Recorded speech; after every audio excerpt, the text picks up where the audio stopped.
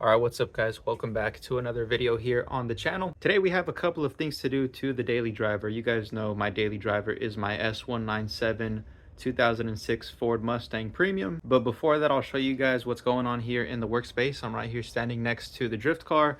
We don't really got nothing going on with this car. I'm doing some small things to it that really aren't even worth mentioning because they're just little details. And then over here in the second work bay, we have this Mercury I don't even know what this is. I think it's like a Mercury Pioneer, something like that. It's like the same chassis as a Ford Escape. Nothing really too interesting here though. It's just going to be a quick timing chain job. My dad already gave me the green light to get started on this car, so we'll probably start taking this thing apart tomorrow. Anyways, today we're going to be installing all these things on my blue Mustang, so let's go ahead and head over there and get started. Anyways, like I mentioned in the title of this video, we're going to be tackling two common issues that happen with these S197 Mustangs. What I have here is my center cover piece thingy, whatever you want to call it, for my automatic shifter, and I'll show you guys that right now. So I did a little bit of research, and it seems like this is a common issue with this model year of the Mustang, whether it's a V6 or a V8. As you can see right here, my cover piece for my automatic shifter is completely gone. It just gets brittle, it gets stuck in there, and you have to yank it out so you can actually even use your shifter. And so for like a month now, I've just been using my car like this with this little area exposed, which really bothers me. But the thing is, to install this piece right here, you kind of have to take apart the whole center console. You can't just pop out the gear selector by itself. And so that's what makes it a little bit of a bummer, but we'll go ahead and get started, start taking everything apart. It's really not all that complicated, but it is something annoying that is eventually gonna happen to all S197s.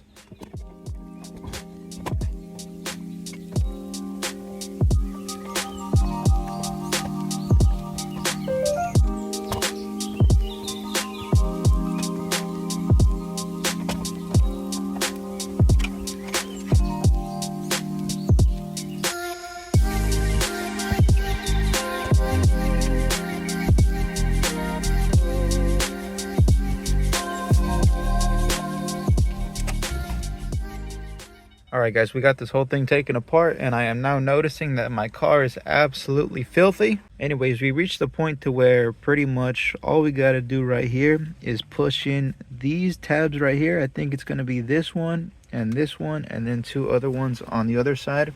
And then this plastic trim piece should pop up, and then from there we can replace the plastic cover.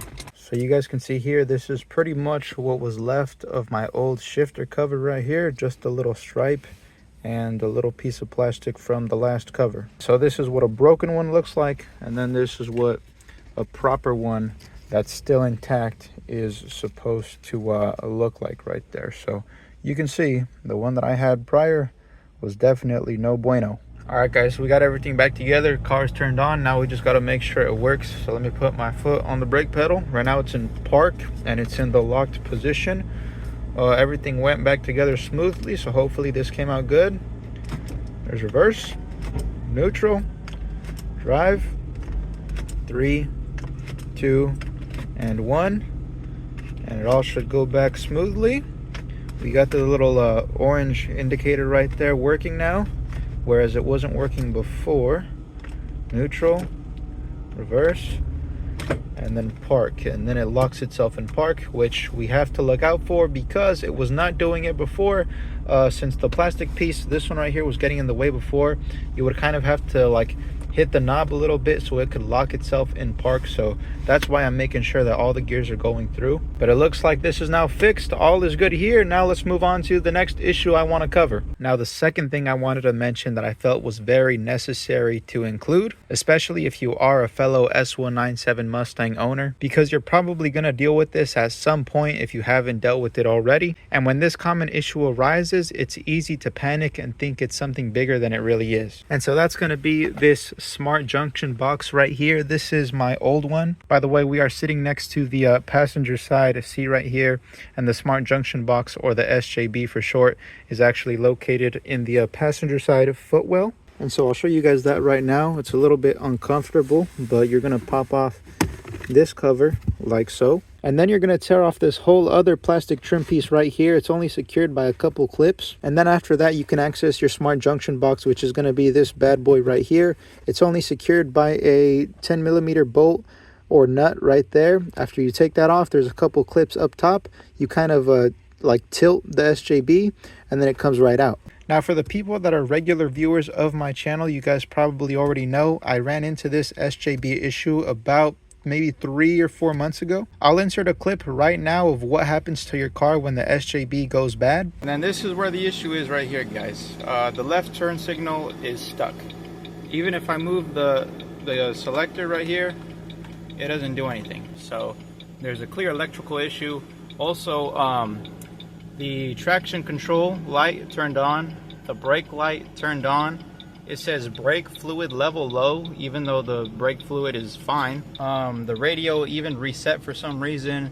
Traction control button is off, passenger airbag turned off, and the car was not like this. Now here's a piece of information that a lot of people did not mention on YouTube. So this one right here, my old SJB, is a letter B junction box. So this one was made for this car, and this is a V6 Premium with the little circle fog lights in the front. And so what I found out is that you can't put any junction box in your car. So like I said, my original junction box is a type B junction box, but the one that I have in the car right now is a type F for a base model S197. So that junction box that I have in the car right now is not designed to work with my fog lights up in the front. Whereas this one is, but it's totally fried from the inside. If you actually crack it in half and open it up, it's pretty much just one single motherboard that gets water damage and it completely fries itself. And so ever since I installed my base model junction box into my V6 Premium, it fixed all my other issues, but I no longer can use my front fog lights, which is kind of annoying. And then the way to turn on the fog lights is to twist this all the way to the right, and then it pops out. You pull it out, and that's when your fog lights should come on. But as you guys can see, if we go to the front, there is no fog lights on. And so basically what I'm trying to say here is that if your SJB goes bad on your S197 and it's a base model, make sure you get a SJB out of another base model S197. And if you have a V6 Premium, make sure you don't mess up like I did and put a base model junction box into a Premium, because you might lose certain functions like my fog lights. And so now what I'm gonna have to do is either find a V6 Premium junction box at one of my local junkyards, which is going to be pretty hard because not a lot of premiums are in the yard. They're mostly just base models. Or I have to order a special SJB off of eBay that is specifically for an S197 Premium. However, when you order these junction boxes online, you never know how they're going to come. They might come broken already. And they cost a pretty penny, to be honest. I'm not going to say they're expensive, but they are a little bit costly. I think last time I looked up the prices of one of these on eBay, some dudes were selling them for like $300. And that's used, by the way, not new. I don't think anybody makes these junction boxes new anymore. And so that's the second major issue I wanted to cover. Hopefully some of that information helps you guys who are fellow S197 owners. So now the last little thing we're going to do to the car today is not a common issue, but we're going to be installing this universal diffuser right here. So let me go ahead and take the plastic off like so. And let's get a good look at this diffuser right here. It's like a generic eBay. I think I got it from Amazon. I got this from Amazon. It's supposed to be a universal diffuser. I was worried that it was going to come too small, but honestly, I like the size of it so far, so I think it'll fit good with this V6 bumper. The thing I hate about this V6 bumper is that it makes like the rear of the car look so boring and bland, whereas the GT rear bumper looks a whole lot better and aggressive. And so hopefully with this little lip diffuser, we can help the bumper look a little bit more cool.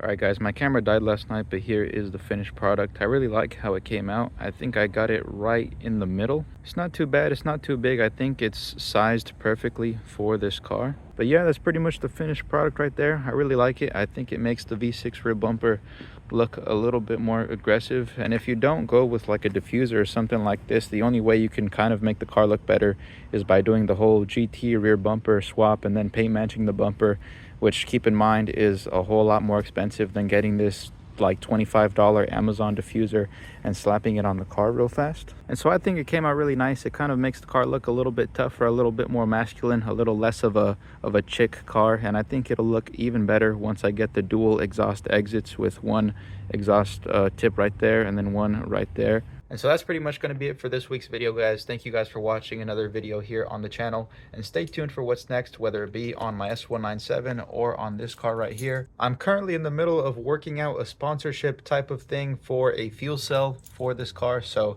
if that goes through, you guys will probably get a video on that either this month or probably in January. But yeah, you guys know I like to keep you guys up to date on what's going on with the projects, and that's pretty much what we got going on right now. And so again, thank you guys for watching another video. I'll see y'all in the next one, and I'll see y'all later.